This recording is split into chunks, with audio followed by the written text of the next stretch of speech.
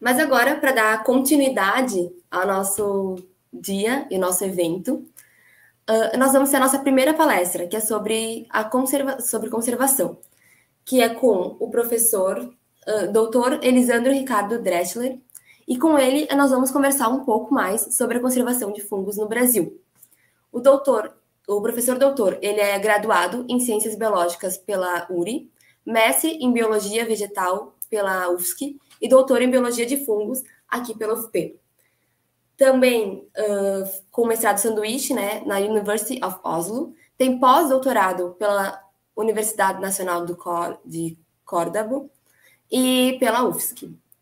Tem experiência na área de botânica e microbiologia, com mais especialização em micologia, com ênfase em sistemática e ecologia de macrofungos, poliporoides e entomopatogênicos. Também professor, ele atua como orientador do mestrado profissionalizante ProfBio e como orientador do mestrado e doutorado do PPG de Biologia de Fungos, Algas e Plantas. Além disso, ele é membro especialista do grupo IUCN SSC Fungal Conservation Community e Mushrooms, Bracted and Puffball Specialty Group. Além disso, é coordenador do grupo de pesquisa MindFunga, que eles fazem pesquisa principalmente na área de altitude, com diversidade e conservação de espécies. Também eles desenvolvem ferramentas de taxonomia, e o grupo também tem um objetivo muito importante, que é popularizar os fungos com a educação.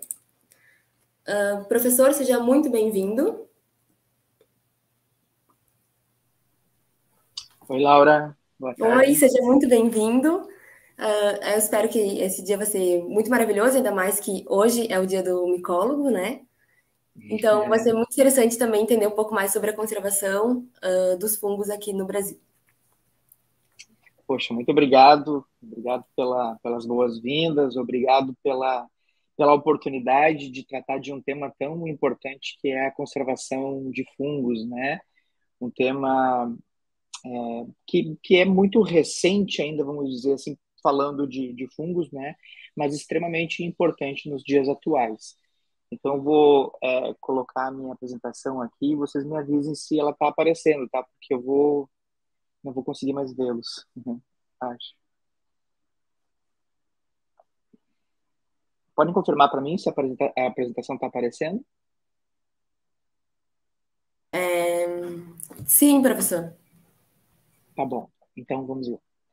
Ok, gente, então, como eu disse, é um prazer fazer parte desse primeiro simpósio da Liga Acadêmica de Micologia. É um prazer falar para várias pessoas interessadas nesse tema de extrema relevância que são os fungos, né? Então, uma boa tarde para quem está assistindo aí.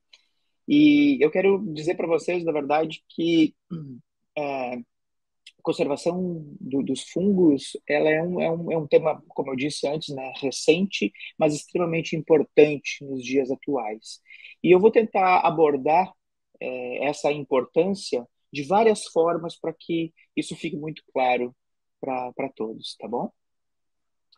Bom, acho que para início de conversa, não é nenhuma novidade para todo mundo aqui, né? Os fungos representam um grupo particular, único, né, do ponto de vista evolutivo, é uma linhagem de organismos que se diferenciou aí há mais de 1 bilhão de anos, né, de distância, digamos, temos mais de 1 bilhão de anos de distância de outros organismos, né, os fungos, mas tradicionalmente foi estudado entre as plantas, né, mas depois com o seu reconhecimento, hoje essa linhagem dos fungos, ela está dentro do grupo dos opstocontas, formam uma ancestralidade mais relacionada com a linhagem dos animais do que provavelmente com as plantas, né? Em termos de diversidade, é um dos grupos mais ricos e mais diversos que existem entre os eucariotos, tá? Até hoje nós temos aí aproximadamente 150 mil espécies de fungos devidamente catalogadas, mas as estimativas batem lá nos 4 milhões de espécies.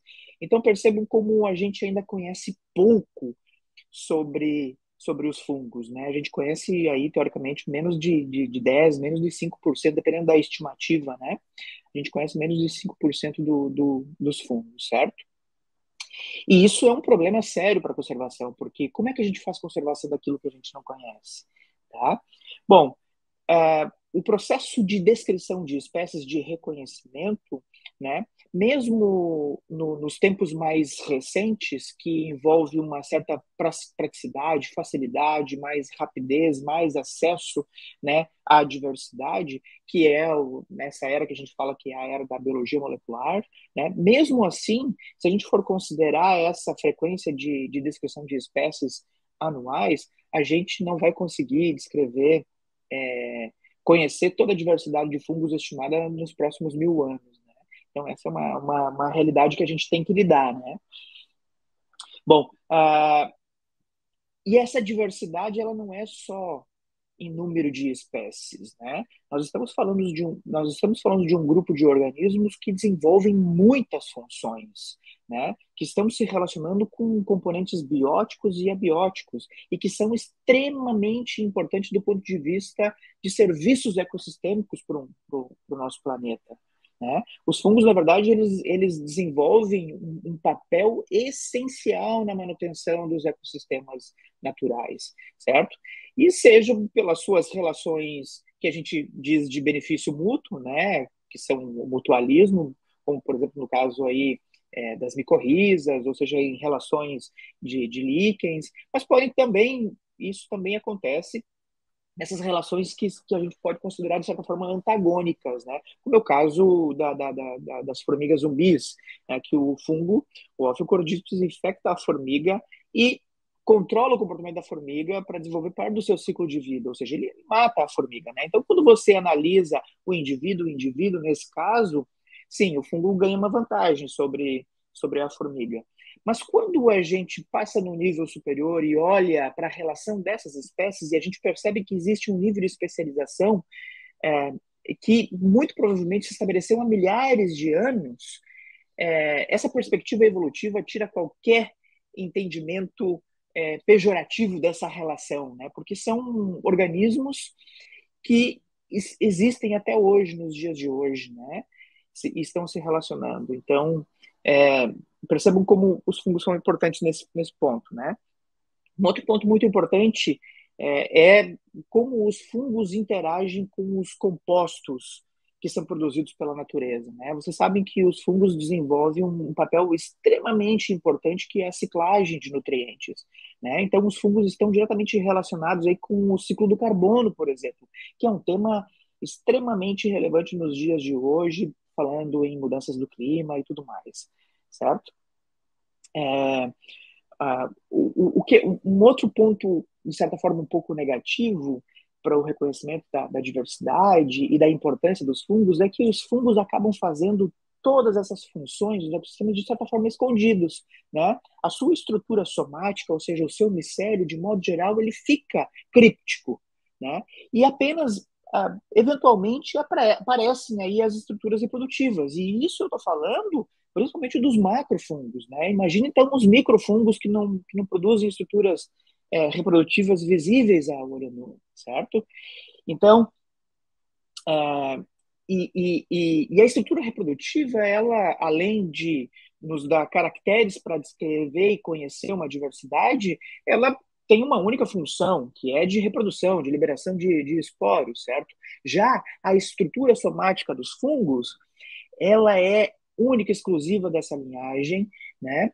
E ela é fundamental, porque por si só, essa condição IFAL de micélio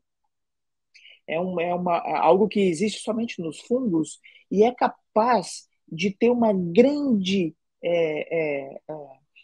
variedade de relações e de comportamentos. O que eu quero dizer com isso? Quero dizer que muitas vezes um único organismo, por ser modular, por se espalhar no substrato, no solo, ele pode estabelecer uma série de relações com componentes bióticos e abióticos do ecossistema. Né? Então, é muito comum a gente ver no caso das micorrizas, por exemplo, essa comunicação entre árvores mães e árvores filhas sendo favorecido por conta da presença do fungo, né?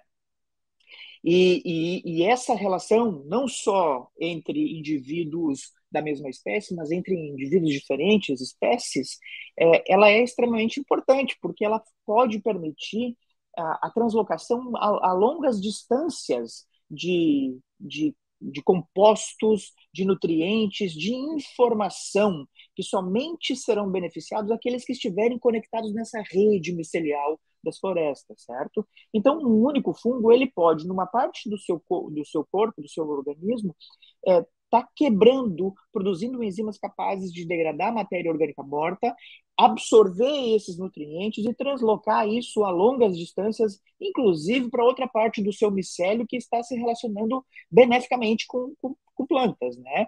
E aportar nutrientes, além de minerais e água para esses outros organismos vivos, né? Isso é uma relação muito importante, fantástica que existe, né? Quando a gente olha, por exemplo, voltar ao caso dos oficordíceps, né?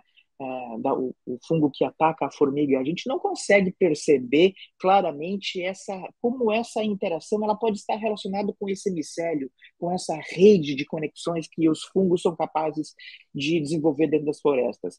Mas as formigas, elas estão conectadas a esse micélio também.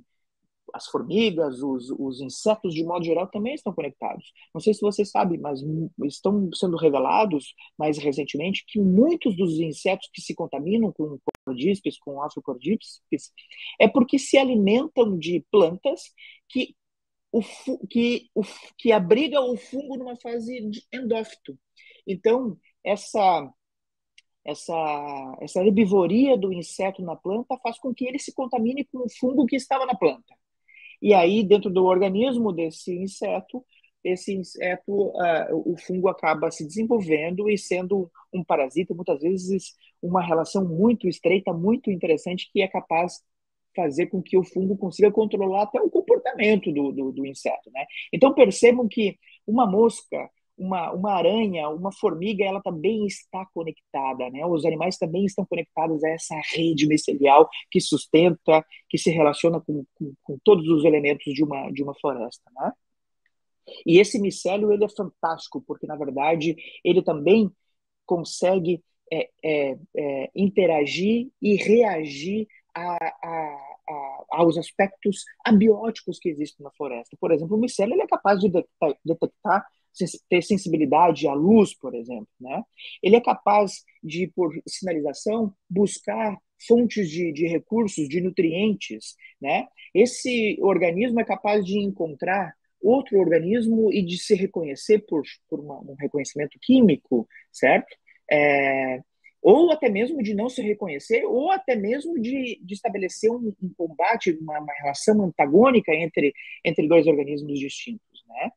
Então, os fungos, eu quero dizer para vocês que os fungos eles são essenciais para não só no desenvolvimento dos serviços ecossistêmicos, mas também para o estabelecimento dessas relações que existem nos ecossistemas naturais, certo?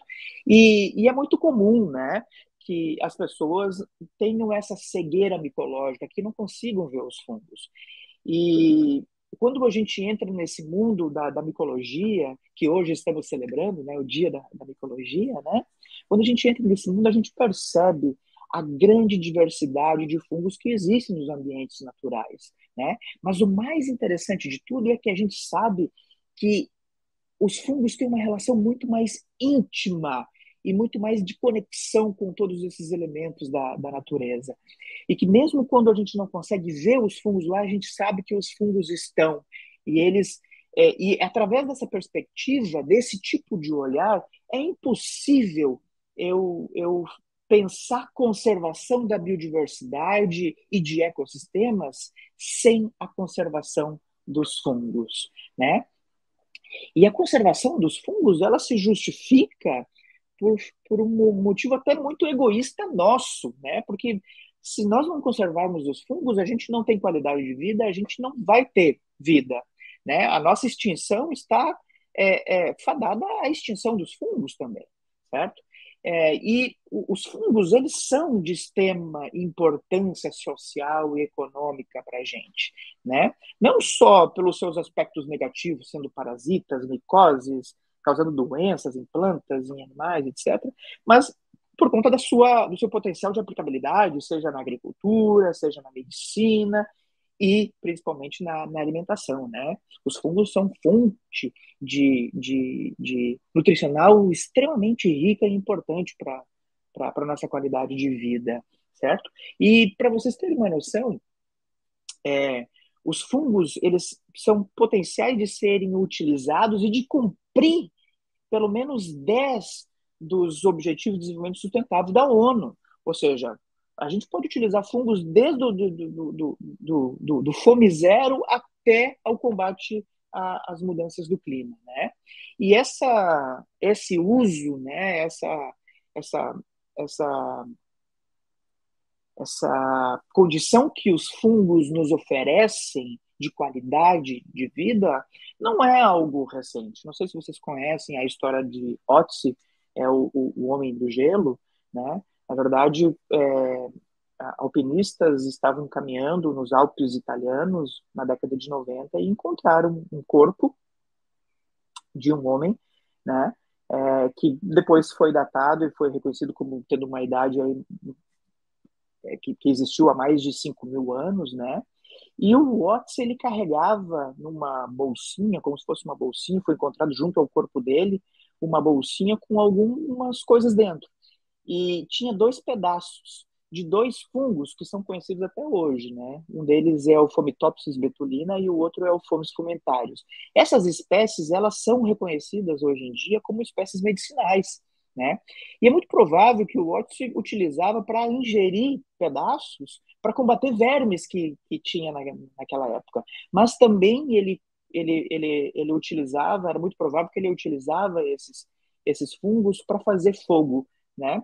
Um período hostil, de muito frio, era importante carregar consigo a facilidade de se aquecer, vamos dizer assim, né?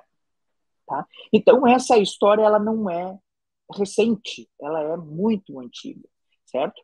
E uma percepção muito equivocada que existe tradicionalmente sobre os fungos é que os fungos eles têm uma distribuição cosmopolita, né? Que os fungos ocorrem, que as diferentes espécies ocorrem em todos os ambientes. Isso não é verdade. Conforme os estudos foram avançando e a gente foi entendendo as linhagens biogeográficas, a gente foi percebendo que existiam que a grande maioria das espécies, na verdade, elas têm uma distribuição mais restrita, que são verdadeiras linhagens biogeográficas, tá? E algumas delas chegam a ser endêmicas e totalmente dependentes de condições muito particulares, né?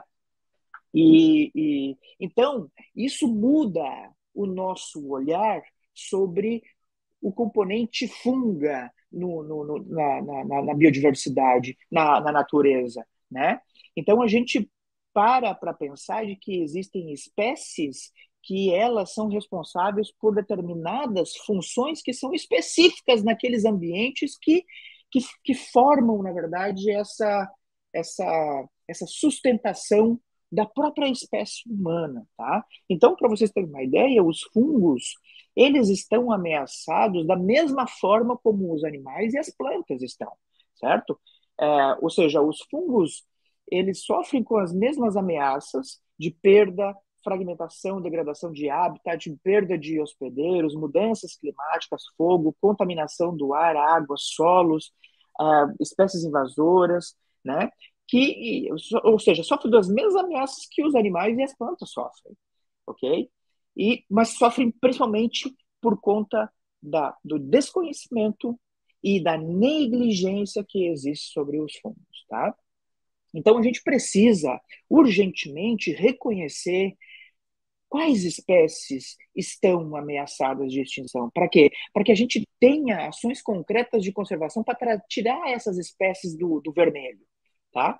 Bom, com relação como é que a gente reconhece formalmente, oficialmente, legalmente? Através de listas vermelhas, né? E são as espécies que figuram em listas vermelhas que a gente acaba fornecendo programas e ações concretas de conservação. Tá? Com relação aos fungos, foi criado em 1969 a primeira lista vermelha, né?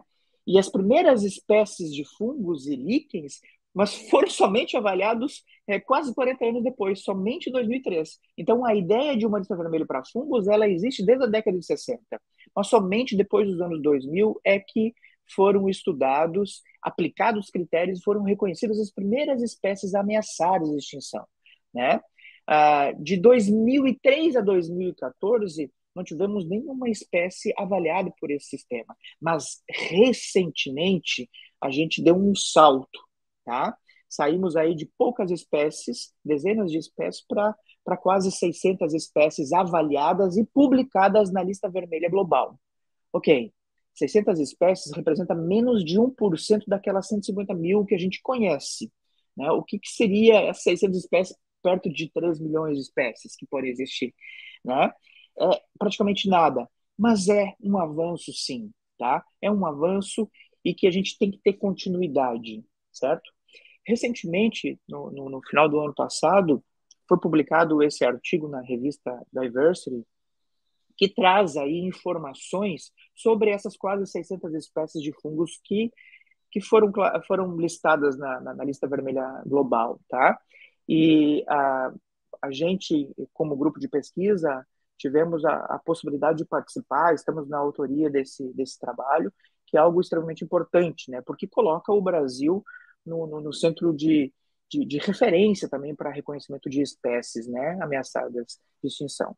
O que esse trabalho mostra, inicialmente? Mostra que a maioria das espécies avaliadas, mais de 50% delas, figuram numa das 3 categorias de ameaça. Ou seja, estão criticamente ameaçadas, ou estão ameaçadas, ou estão vulneráveis, ou estão proximamente ameaçadas. Mais de 50% das espécies reconhecidas, avaliadas, estão pelo menos proximamente ameaçadas ou ameaçadas, certo? A grande maioria das espécies são de base de micota, principalmente de cogumelos, né? E dos ascomicota, a maioria das espécies avaliadas até então são líquens, tá? E nesse gráfico aqui a gente consegue ver as principais ameaças, né? Ou seja, o uso da terra, a agricultura, o corte florestal, ou seja, todas ações que fragmentam, que dão perda de qualidade para os habitats onde esses fungos ocorrem, né? As mudanças globais, as mudanças do clima, fogo, enfim, uma série de outras ameaças que aparecem aí quando a gente analisa essas quase 600 espécies, tá? Mas, gente, esse processo de avaliação é apenas um dos pilares, né, de um tripé que a gente chama conservação. Ou seja, primeiro a gente precisa reconhecer quais espécies estão ameaçadas, depois a gente precisa fazer um plano para resgatar essas espécies dessa condição de ameaça e, propriamente, executar esse plano, ou seja, ter ações concretas para mitigar e tirar essas espécies das listas vermelhas, tá? Então, a gente tem que pensar a conservação com esses 3 principais componentes, certo? O primeiro deles, que a gente já falou um pouquinho, e aqui, falando do Brasil, a gente tem um gap gigante. Por quê? Por que eu falo isso? Porque nós temos um livro vermelho, uma lista vermelha da fauna, nós temos uma lista vermelha para a flora, mas nós não temos uma lista oficial reconhecida pelo governo brasileiro de quais espécies de fungos e líquens que ocorrem no território brasileiro que estão ameaçados de extinção. Tá? Se vocês quiserem saber quais espécies brasileiras que ocorrem no território brasileiro estão ameaçadas de extinção, por favor, entre lá no site do Mind Funga, que lá a gente centraliza essa informação para vocês e atualiza ela a todo momento. Tá? Então, percebam que como que a gente vai chegar em planos e ações se a avaliação ela não é formalmente reconhecida, né? Quais são os desafios para a gente fazer a conservação de fato de fungos no Brasil, gente? O principal desafio é criar essa ponte entre os trabalhos acadêmicos, ou seja, o conhecimento das espécies, né, e o reconhecimento dessas espécies ameaçadas com a esfera político-governamental, ambiental do nosso país. Tá? Como é que a gente faz isso? Na verdade, são várias etapas, tá? Que vão desde da academia, né? Ou seja, que estão relacionados com a delimitação taxonômica, ou seja, a gente só pode reconhecer espécies ameaçadas que estejam devidamente delimitadas taxonomicamente, né? Vocês sabem que nos fungos a gente tem muitos complexos taxonômicos, então a gente precisa estudar esses fungos para primeiro entender quais espécies existem desses complexos, né? Depois a gente precisa entender um pouquinho da biologia, da distribuição desses fungos, qual é o tamanho populacional desses fungos, quais interações eles têm, como é que eles se reproduzem, né? Depois, então, a gente faz a avaliação do estado de conservação dessas espécies, aplicando os critérios da IUCN e enquadrando essas espécies em categorias da IUCN. Né? E essas categorias podem ser categorias de ameaça ou categorias de não ameaça. Tá? E aí vem um salto gigante, que é o reconhecimento do Ministério do Meio Ambiente, ou seja, do CONABIL, na forma de uma lista vermelha dessas espécies que se enquadram em categorias de ameaça. Tá? O problema do nosso país é que o reconhecimento, a oficialização, ela é dada por uma portaria, por uma lei do Ministério do Meio Ambiente, que reconhece o ICMBio e o Jardim Botânico do Rio de Janeiro, através do CNC Flora, como instituições responsáveis pelo processamento e pela indicação das espécies para compor a lista vermelha nacional da fauna e da flora, respectivamente. Percebam como os fungos estão órfãos. Os fungos não figuram na legislação, os fungos não têm um órgão, uma instituição que os indiquem para o Ministério do Meio Ambiente oficializar uma lista vermelha. Entendem isso? Né? Publicar uma lista vermelha dos fungos. Né? E sem esse passo importante, fica até difícil a gente pensar em ações concretas de conservação também do governo, porque não sei se você sabe, mas são os governos federal, os estaduais, os municipais que fazem as ações de conservação. Né? O federal, claro, tem um programa como é o ProEspécies que alimenta, que nutre financeiramente, que apoia planos de ação nacional de conservação de espécies e os planos de ação territorial de conservação de espécies, os famosos PANs e PATs. Tá? Então, para os fungos chegar nesses PANs e nesses PATs, eles precisam percorrer ainda um caminho. Né? Mas a gente está fazendo evolução. Tá? De que forma? A gente está fazendo engajamento, a gente está buscando ações que articulem a comunidade de micólogos e liquenólogos, tá? A gente vem obtendo recursos específicos para estudos de conservação, a gente vem formando pessoas nesse tema da conservação dos fungos no Brasil, né? Então a gente vem aí aos poucos esporulando conhecimento, né? E trazendo uma perspectiva futura para o Brasil muito otimista quanto à conservação, né? Ou seja, a gente vem aproveitando também e é importante que a gente faça a diversificação dessas ações, desses temas, que esse tema conservação chegue de diferentes formas para as pessoas, né? Através da Sociedade Brasileira de Micologia, da Sociedade Botânica do Brasil, dos seus congressos nacionais, a gente vem aplicando cursos, né? Aproveitando a oportunidade de outros eventos, né? Para dar curso sobre como aplicar os critérios, como reconhecer as espécies de fungos com ameaça de extinção, né?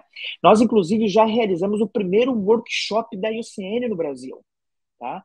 Que, não sei se você sabe, mas durante os workshops é que formalmente as espécies são avaliadas, tá? E entram nesse fluxo até chegar na publicação de uma lista vermelha, no caso, a global, tá? A gente também precisa formar pessoas, a gente precisa criar disciplinas na graduação e na pós-graduação que tratem desse tema conservação. Tá? E, claro, a nossa pesquisa ela também tem que estar direcionada para pesquisa, para conservação, né? O nosso grupo de pesquisa, o Mindfunga, por exemplo, ele já teve um projeto financiado, e estamos agora com outro projeto financiado, que tinha como objeto principal duas espécies ameaçadas de extinção. O primeiro foi Fomitipora nubícola, que é essa orelha de pau que ocorre somente em matas nebulares, associado a uma planta relictual, que só ocorre na altitude aqui na região sul do Brasil, tá? E tem essa outra espécie, que é do projeto recentemente aprovado pelo Fundo Mohamed bin Zayed, que apoia projetos de conservação de espécies no mundo todo, né? Nós aprovamos esse projeto com o Rhytoporia araucari, tá? Que é uma espécie criticamente ameaçada. E o epíteto específico araucari não é por nada, é porque é um fungo que a gente encontra somente em galhos, em troncos mortos de araucárias, mas de araucárias velhas, de araucárias de florestas maduras de araucária. Então percebam como esses fungos, eles não só acompanham a distribuição dos seus hospedeiros, mas eles podem estar presos, vamos dizer assim, a condições muito específicas de qualidade de habitat, de ambiente, né? Então esse é um tema muito importante que a gente precisa cada vez mais entender sobre os fungos, né? Para poder aplicar isso dentro da grande área da conservação das espécies, tá? E o Brasil, para vocês terem uma ideia, a gente já tem aí mais de 50 espécies avaliadas e publicadas na lista vermelha global, né? E essas espécies estão distribuídas pelo Brasil. Então percebam como a gente tem aqui apenas 2 projetos financiados trabalhando com 2 espécies. Então a gente poderia ter mais outros 50 projetos acontecendo no Brasil.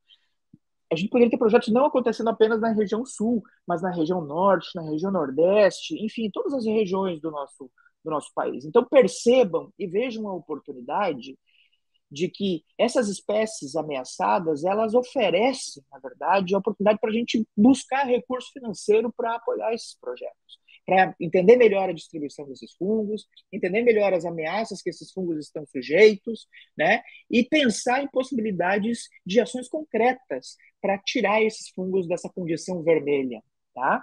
Um exemplo muito, muito bacana, muito interessante, que eu gostaria de comentar com vocês, é desse plano de ação territorial, que é o PAT Planalto Sul.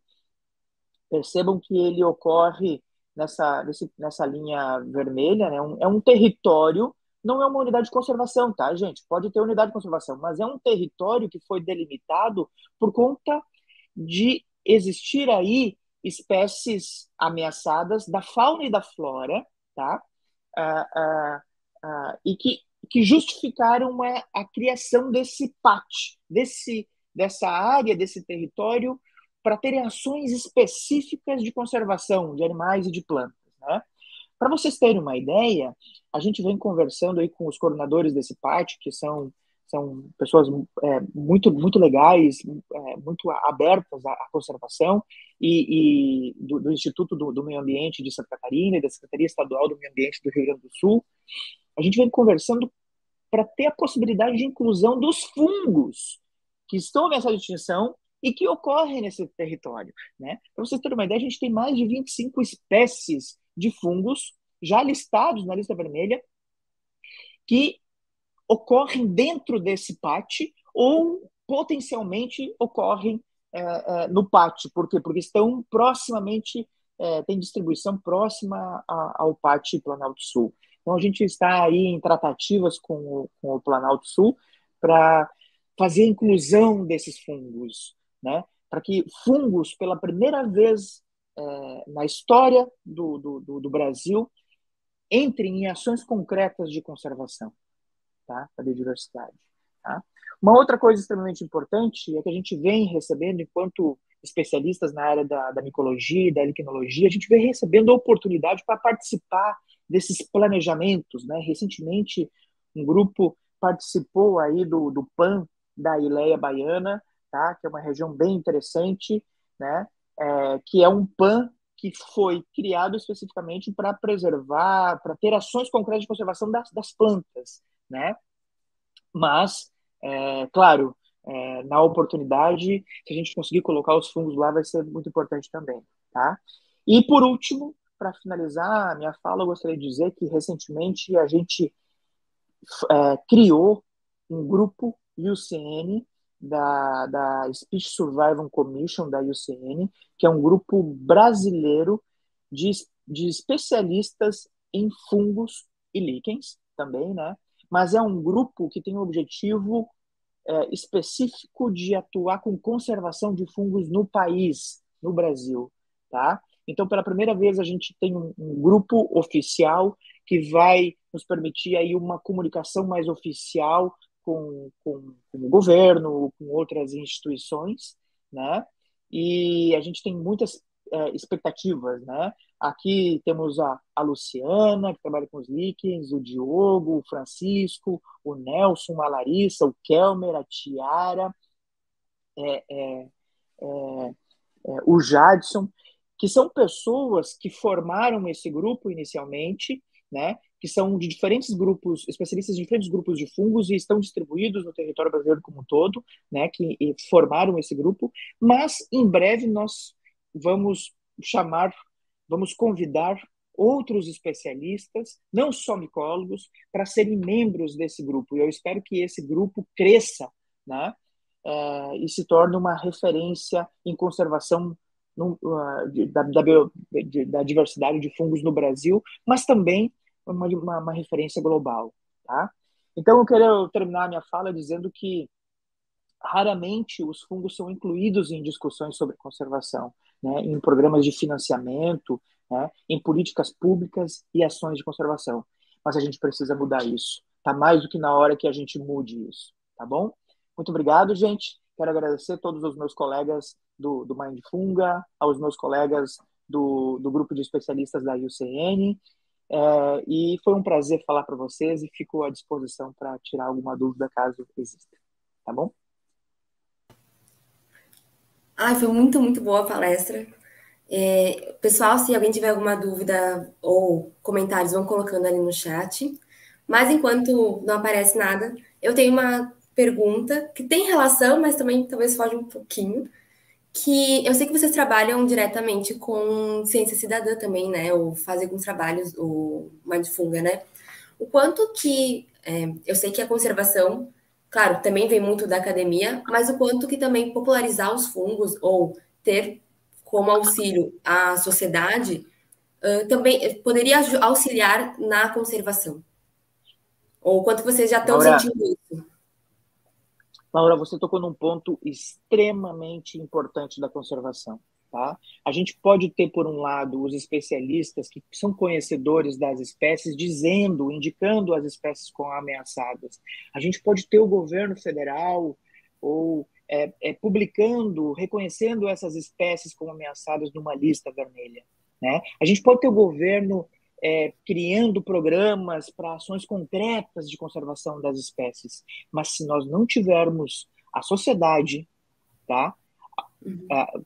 O entendimento das pessoas da importância disso, a gente não consegue fazer conservação na prática. Tá? A gente não consegue fazer conservação na prática. Tá? E esse é um trabalho de formiguinha. Tá? É um trabalho que a gente tem que fazer com as crianças, é um trabalho pedagógico dentro das escolas de ensino básico e, claro, também no ensino superior. A gente tem que ter disciplinas dentro da academia, dentro das universidades que falam de conservação de fungos. Né? A gente sabe que muitos cursos de biologia não tem nenhuma disciplina de fungos. Sim. Ou, às vezes, se tem fungos, ela está dividida com algas, né, que chamam de criptógamas. Né? Mas a gente vê mudanças acontecendo. Né? Recentemente, a gente vê disciplinas sendo criadas, os fungos sendo tratados, né, com exclusividade.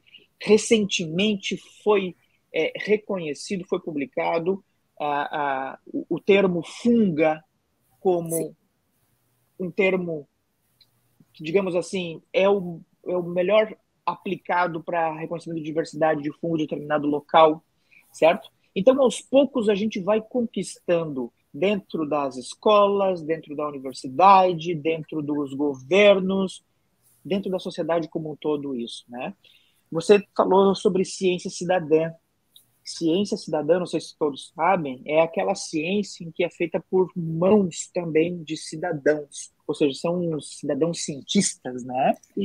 A gente desenvolveu um aplicativo específico, né? Isso foi um projeto de mestrado do Mahatma, que está dentro de um projeto maior que a gente tem aqui, né, nos ecossistemas de altitude, nas marcas nebulares, em que a gente queria saber como que pessoas que não são da academia, como que elas poderiam oferecer informação sobre a diversidade de fungos daquelas áreas que a gente vai lá como pesquisador.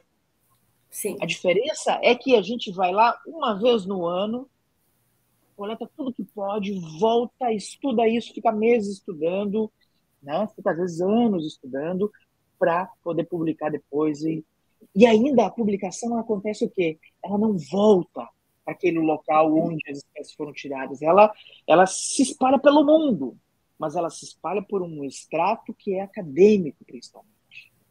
Sim. Está me entendendo? Então, a pergunta era, como que um programa de ciência cidadã pode ser complementar ao acesso à diversidade, ao conhecimento tradicional que é feito por pesquisadores? Então, diferentemente dos nossos pesquisadores, as pessoas que moram no entorno dessas áreas onde a gente vai fazer pesquisa, elas estão lá todo dia. Elas encontram fungos que a gente não vai encontrar. E a dissertação da Fátima mostra isso. A gente teve, se eu não me engano, foi quase 50% complementar. Muitos gêneros foram identificados por fotografias por cidadãos voluntários que se cadastraram no nosso programa. Não foi pela gente.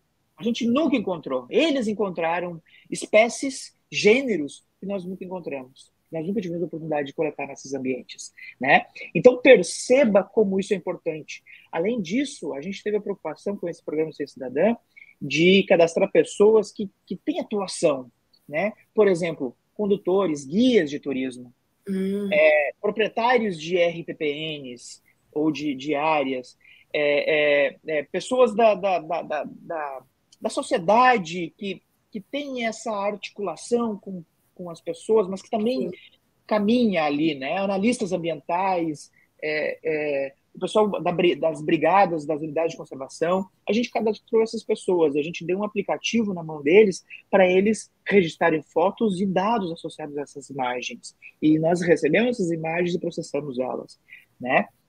Então perceba como, de certa forma, a gente também ofereceu para essas pessoas conhecimento. Sim. Né? Eu tenho colegas que são condutores, guias desse programa, que eles utilizaram esse conhecimento para os seus turistas, para passar para os turistas.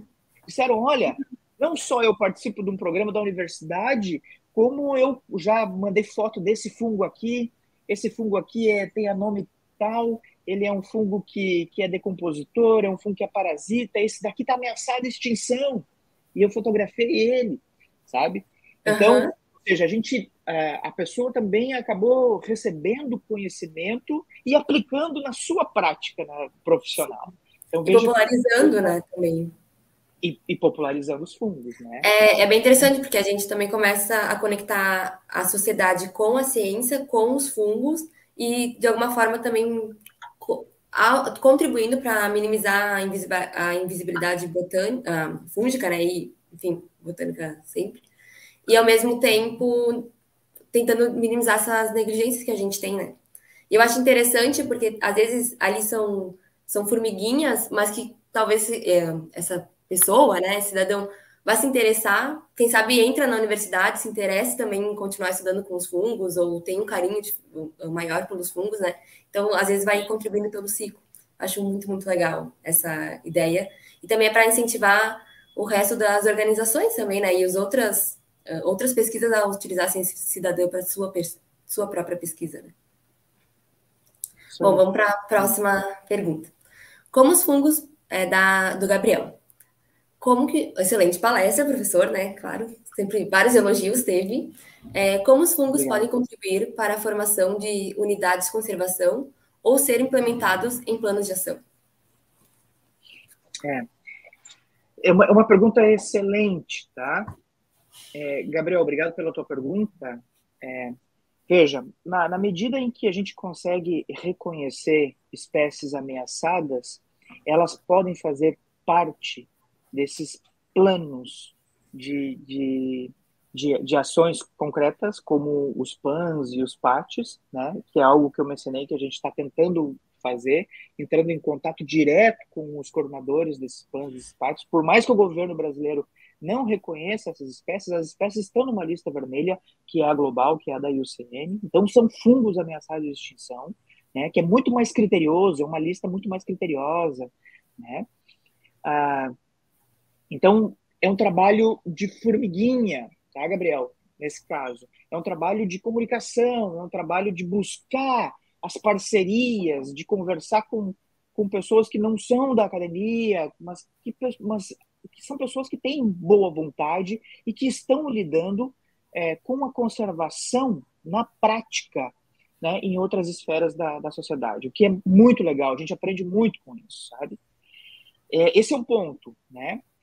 E, bom, unidades de conservação é um tema muito, muito problemático no Brasil, porque não só a gente tem legislações específicas para criação, como a gente tem para manutenção dessas unidades, mas a todo momento a gente tem que lidar com intenções ou má intenções de redução de áreas, de cortes de áreas, de diminuição de status de unidades de conservação, certo? Então, eu queria te dizer, Gabriel, que não só a gente pode utilizar fungos ameaçados nas justificativas para criar a unidade de conservação, mas a gente tem que usar os fungos para manutenção dessas unidades de conservação. As unidades de conservação do país estão em constante ataque, tá? É óbvio que unidade de conservação não pode ter essa mentalidade de tirar as pessoas de dentro para conservar aquilo intacto. Isso é algo que não existe no plano real, tá? Na verdade, a gente tem que fazer com que as pessoas que estão lá dentro, ou que estão no entorno, se sensibilizem com a biodiversidade ameaçada que aquela área pretende conservar, tá? E é por isso, Laura e Gabriel, que o nosso grupo de pesquisa trabalha muito com a unidade de conservação, trabalha muito com o entorno das unidades de conservação, tá? No Parque Nacional de São Joaquim, por exemplo, que é onde a gente tem uma série de trabalhos, né, várias espécies novas descritas, desde 2011 a gente vai trabalhando lá, a gente tem a avaliação de ecossistemas particulares, como as matas nebulares, a gente vem reconhecendo espécies novas e espécies ameaçadas, mas a gente precisa mostrar para as pessoas do entorno que ali existem espécies novas, que existem espécies ameaçadas. Então a gente já fez atividades, workshops, semanas do meio ambiente nessas cidades, tá? A gente levou criamos material didático e paradidático para entregar para essas pessoas, né? A gente publicou um livro infantil sobre uma espécie nova de um fungo que ataca formigas lá no Parque Nacional de São Joaquim, né? A gente, nesse livro, utilizou ele para trabalhar em sala de aula essa prática da taxonomia, do reconhecimento das espécies, como é que é ser um cientista, mas mais do que ser um cientista, a gente levou professores para fazer trilhas e para encontrar as formigas zumbis.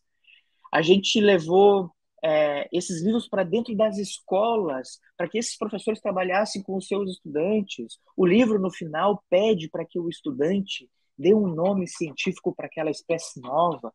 Ou seja, é colocar uma criança, um adolescente, no papel de cientista, de taxonomista, de como nomear, como dar nomes para... Ou seja, é trabalhar a taxonomia de uma forma fácil, divertida, sabe? Para ter aceitação, tá me entendendo? Então, inclusive, é uma espécie que está em vias de publicação, né? E não foi a gente que deu o nome, foram essas crianças, foram esses estudantes que deram o nome, né? Então, várias crianças de várias escolas diferentes deram diferentes nomes, a gente selecionou os nomes que eram passíveis de aplicação, né? E a gente fez um concurso pela internet, onde as pessoas votavam em qual nome, né? Então foi muito bacana, até o nome escolhido que recebeu muitos votos, a gente teve quase 2.000 votos, se não me engano, e o nome que recebeu mais de 500 votos, se não me engano, foi Ophiocordyceps zombifica, ou seja, um epíteto muito característico, né, para uma espécie de um fungo que ataca e controla o comportamento de formigas das matas nebulares do Parque Nacional de São Joaquim. Então, a gente está em vias de publicação dessa espécie, né? Mas perceba que não foi só um trabalho de taxonomista, de cientista de ir a campo, foi um trabalho que envolve a sociedade, as escolas, os professores, os pais dessas crianças votaram, sabe? Então, um trabalho que a gente tentou fazer aí no entorno de uma unidade de conservação para sensibilizar adultos e crianças e adolescentes da importância do que a unidade de conservação preserva ali. É bem essa questão também de se a nossa pesquisa também não sai da universidade ou não sai da academia, também qual que é às vezes o sentido de fazer ela, né? Então, muitas vezes tem que ter essa interação direta, assim. Já que a gente está com o tempo um pouquinho restrito, eu vou fazer uma última pergunta, que também é nossa aqui da Amico, como que também a gente pode ter acesso, ou onde que são, tipo, na página de vocês publicam ou ajudam a gente a saber dos workshops, assim, né? Como que a gente pode ter acesso a esses workshops, principalmente do IUCN, né? Para ficar mais ligado, assim. Uhum.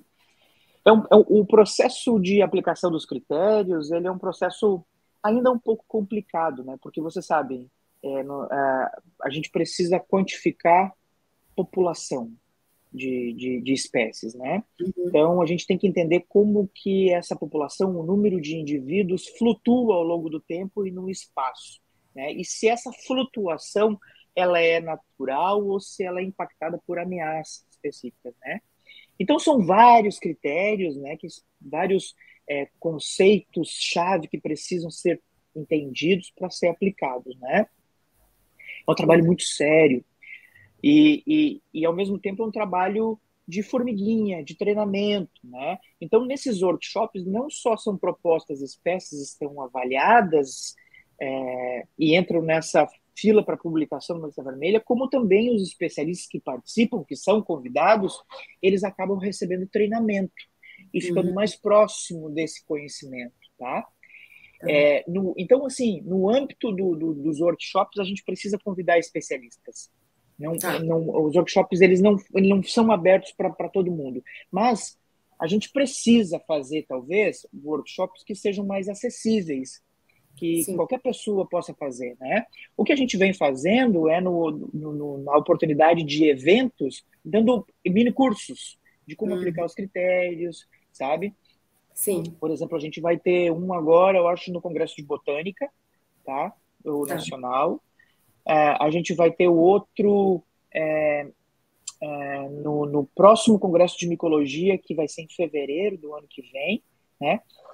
E Sim. esse ano, em agosto, vai acontecer o terceiro workshop da América do Sul, no Congresso Latino-Americano de Micologia, que é no Panamá, tá? Uhum.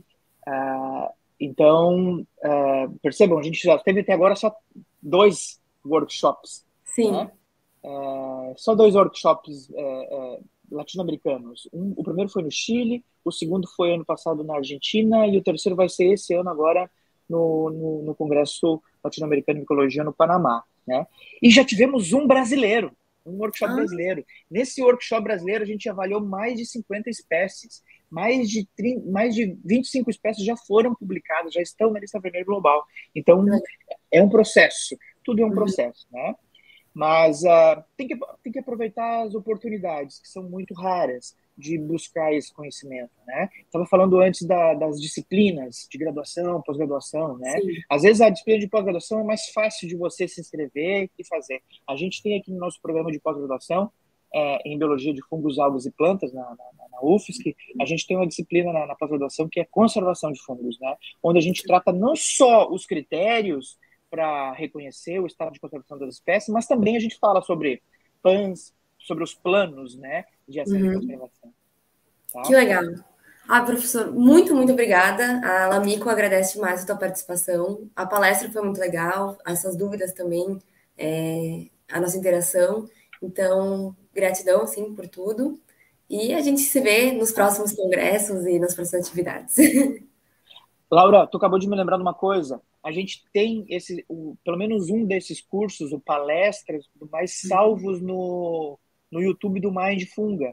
Então, quem Tá, tiver interesse, vai lá que vai encontrar um vídeo falando de como aplicar os critérios, quais são as categorias, como que tem que enquadrar, que sabe? legal. Quais são os conceitos chaves para entender sobre essa parte de reconhecimento, né, do estado de conservação das espécies. Laura, foi um prazer enorme estar contigo, com os colegas aí da Liga da Academia da Micologia.